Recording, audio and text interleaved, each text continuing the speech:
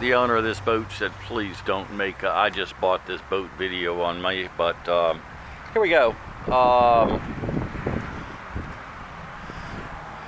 When he came in, I noticed there's a pretty good gap right here. There's a little crack right there. I don't think the crack means anything. That's the only one I could see.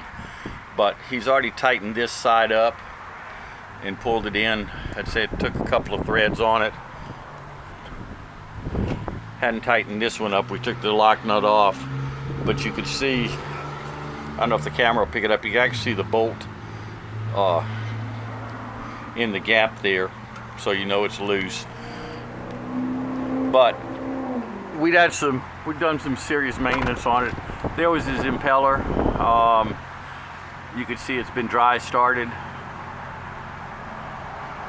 and it's really hard, so it was time to change that. Spark plugs. This is the prop that was on the boat, and I asked him if he had done any work on it. He said no, so this is how he bought it.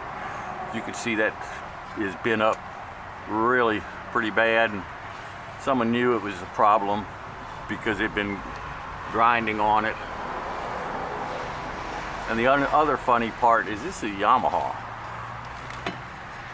Not that it really makes any difference, but this is a Mirage for Mercury.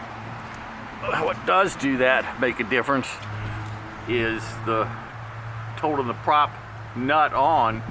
From the first video, you saw the tab washer on there that was bent down, and I made a comment that said, this is an idiot that put this on there. Well, come to find out, I wasn't far off at all, because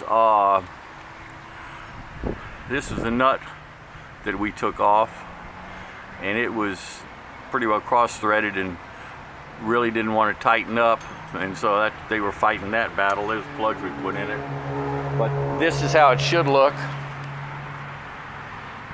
with the cotter key holding it on instead of the tab washer system that you use on the Mercury props.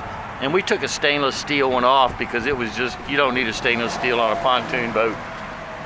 Gave them a 15, and they had a 15 stainless, which I'd say was a little too much for this.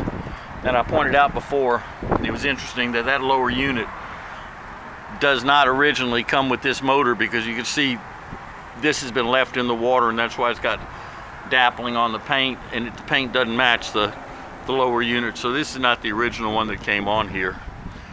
And I guess if you want to try to see if it'll, how loose that, how much it'll turn.